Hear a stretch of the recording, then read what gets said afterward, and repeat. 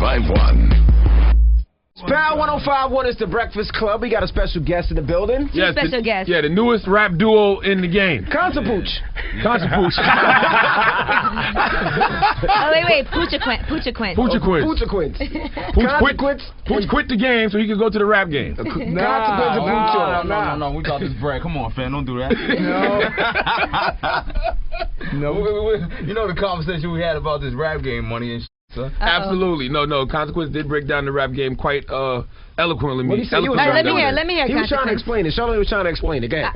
We were talking about why your favorite artists don't usually come out, and Consequence was a former artist on Good Music. Well, even with releases and even with like quote unquote the beefs, they're based really behind economics. This is a music business. Mm-hmm. There's a big difference between a rap game and a music business.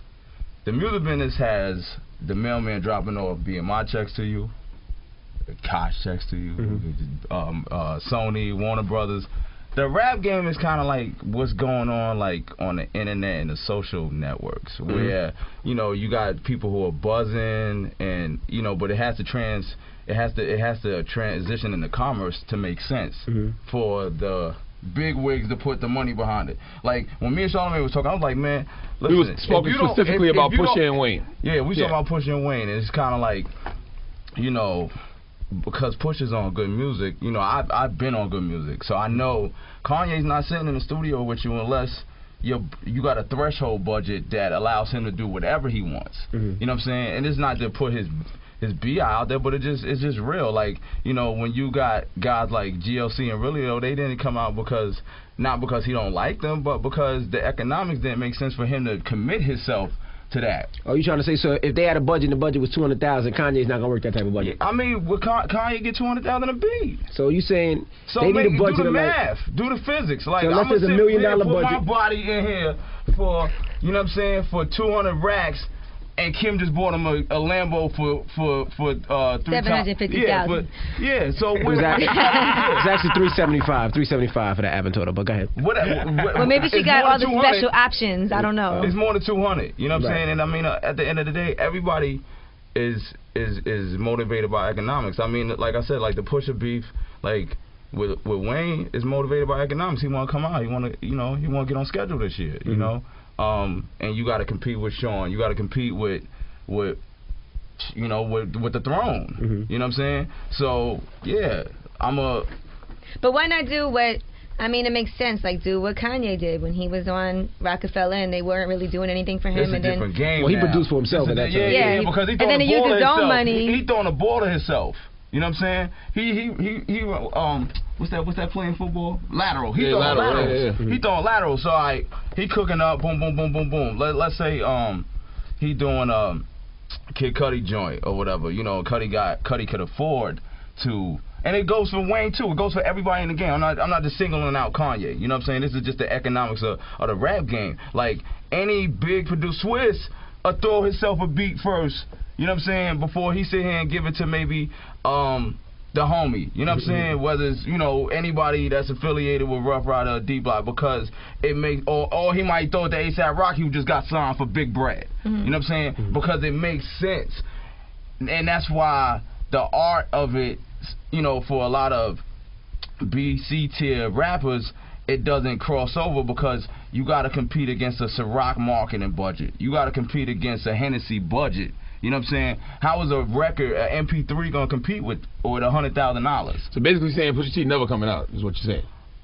I mean, any rapper on a boutique, you know what I'm saying, which is like basically like an imprint when you got a stamp on it. He ain't the only rapper on a boutique, but I think it was a little audacious of him to say that Drake is in a 113. I think that was really audacious of him, considering that he's in the same situation.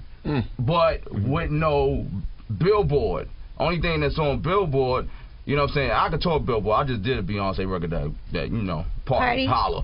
Yeah. That's my so I mean, and me and Kanye did that together, and we done other records that charted. So I say this, I speak with intelligence when I say like, yo, unless it gets to that threshold point, Def Jam ain't gonna put him in front of Fab. Remember, he still signed the distributor got to put you out. Gotcha. So if you coming out before Fab, or you coming out before Big Sean, who just did 2 million downloads with ass. But you know what? I remember Big Sean. And that's a Barry Weiss call at the end of the day. I remember Big Sean being really frustrated, though, when he first was signed and he wasn't. Yeah, Big Sean, like. And he had to get his own mixtape. I went to war with good music, essentially. You know what I'm saying? And I never went at Big Sean because that was my little man. You know what I'm saying? Like, I know his situation. I'm going to say this here, and this is exclusive. I saved Big Sean from getting dropped. You know what I'm saying? Because he had put a freestyle out over Say You Will, which is a beat, which is a joint from 808s. You know what I'm saying? I actually wrote on Say You Will.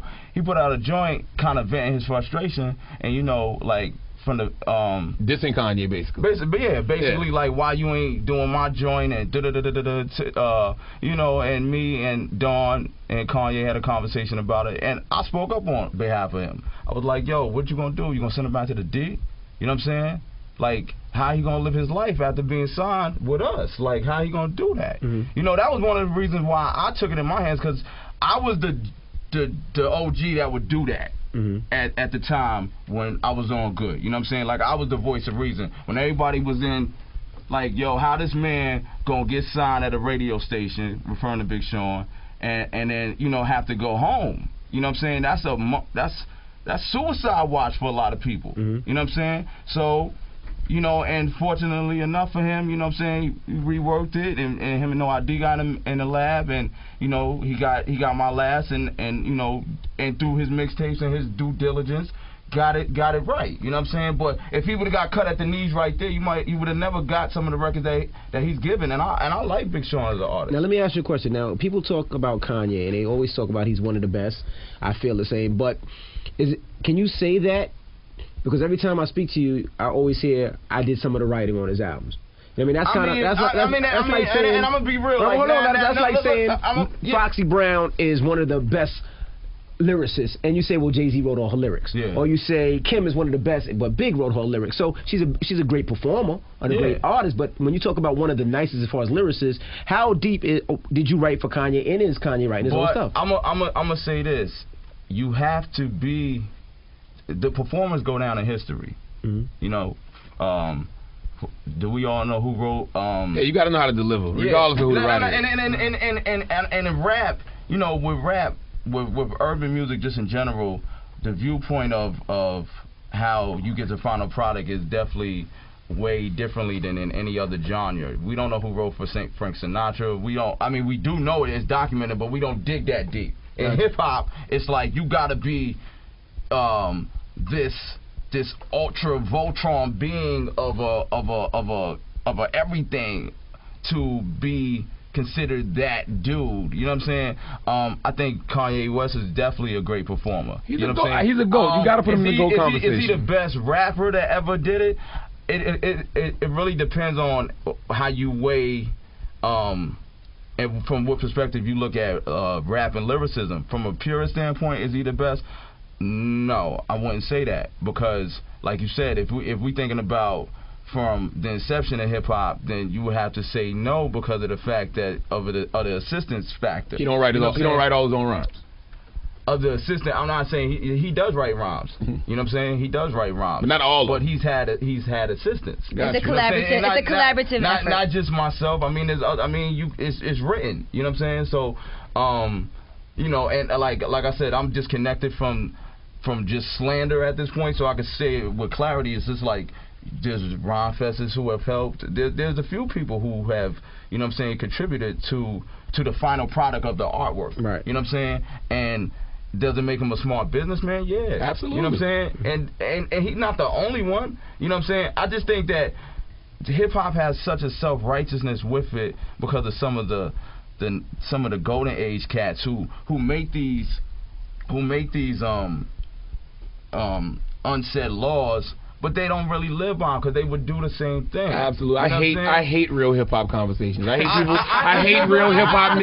Honestly, I hate it. I do too because at the end of the day, everybody wants to get paid. Everybody wants to get paid, and you lying if you mad at Puff because you would trade shoes with Puff in a heartbeat. Absolutely. You lying if you mad at Jay. You lying if you mad at got the bread. Absolutely. You know what I'm saying? You want to uphold something. You know what I'm saying? And that's my beef with you know, I'm gonna explore more into how I feel about things this coming fall, but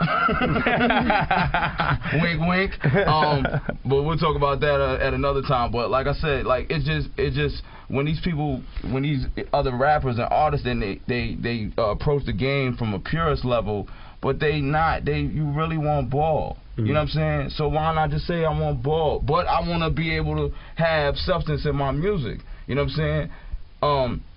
They don't know how to articulate that in order to get the marketing budgets to make it big. Gotcha. You know what I'm saying? And that's where the disconnect is with a lot of reason why you don't have or reason why you would have people saying hip hop is dead, because you're not getting the substance and the platform to go with it. Right. It either go out soft and it look weak, or it got to be something big, rambunctious, and just ignorant for it to work. You know what I'm saying? And I think there can't be a medium where you got both. I think actually, you know what I'm saying, like if you look at the College Dropout, that's a really great example of the balance. Yeah, music with socially redeeming value and commercial value. Yeah, but and like I said, like and him being able, even with Kanye being able to perform it, and just like a lot of the works that came out of Good, when you know what I'm saying, for the good music 1.0 version, like the Common records. Even, you know, my record had a slow start, but it still had records that people like cling to now. You know what I'm saying? John Legend's first 2 albums, like, you know what I'm saying? Having the balance and still having the wherewithal to get it to the people.